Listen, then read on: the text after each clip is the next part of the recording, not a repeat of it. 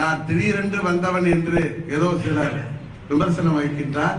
அவனே ஒரு அண்ணக்காவடி பையன். அம்மா அவர்கள் என்னை சில காலம் ஒதுக்கி இருக்க சொன்னார்கள்.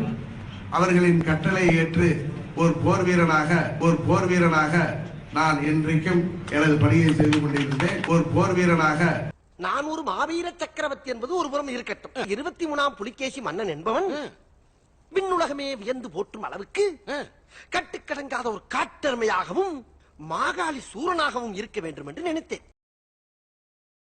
மடையர்களுக்கு நான் எப்படி இருந்தேன் என்று தெரியவா போகிறது? வரலாறு மிக முக்கியம் அமைச்சரே.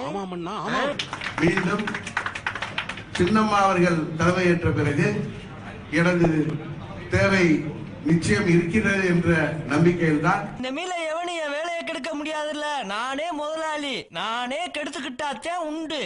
கழகத்தின் முக்கிய நிர்வாகிகள் சின்னம்மா அவர்களிடம் கோரிக்கை வைத்த பிறகு அந்த இக்கட்டான நேரத்திலே அவர்கள் என்னை மீண்டும் கழகத்திலே இணைத்து என்னை துணை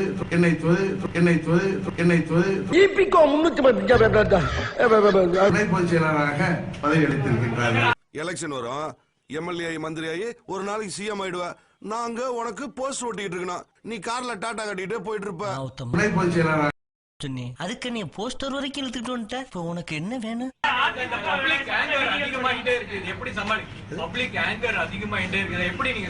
பப்ளிக் ஆங்கர்லாம் ஒண்ணு அதிகமாயிட்டே இல்ல. இதெல்லாம் வந்து ஒரு செயற்கையா சில வலைதளங்களும் சோசியல் மீடியாக்களிலும் எதிரிகள் திட்டமிட்டே பரப்பிக்கின்ற செயல். என்னோட நண்பனா இருக்கிறதுக்கு எந்த தகுதியும் வேண்டாம், ஆனா எதிரியா இருக்கிறதுக்கு தகுதி வேணும். என்றென்றைக்கும் அனைத்து இந்திய அண்ணா திராவிட முன்னேற்ற கழகத்திற்கு தமிழக மக்கள் தொடர்ந்து ஆதரவு அளித்து வருவார்கள். தெரியும் நம்ம இங்க தோக்க போறோம்னு, தோத்துட்டோம்னே தெரியும், ஆனா கைவிட முடியாது. அந்த இடத்துல நிக்கணும், ஆமாங்கணும், நான் ஜெயிச்சிட்டேன் பத்தியாங்கணும். ஏன் நான் ரவுடி தான் ஜீப் ஏறணும். இதில் மக்களின் கோபம் என்பது ஒரு பொய் பிரச்சாரம். எங்களது ஆட்சி தமிழகத்திலே 2021 மீண்டும் வரும். அப்பொழுது உங்களுக்கு தெரியும் மக்கள் எங்கள் பக்கம் இருக்கிறார்கள் என்பது உங்களுக்கு நிச்சயமாக தெரியும். மரியாதை கூட்டி போயிரு. சட்டமன்ற உறுப்பினர்கள் அலுவலகத்திற்கும் உறுப்பினர்கள் வந்து செல்லக்கூடிய இடத்துக்கு போலீஸ் பாதுகாப்பு போட வேண்டிய நிலையே வந்து எங்க போட்டிருக்காங்க.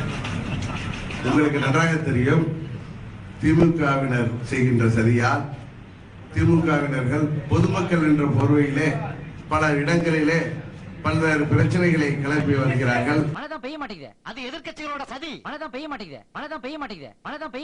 அது எதிர்க்கட்சிகளோட சதி.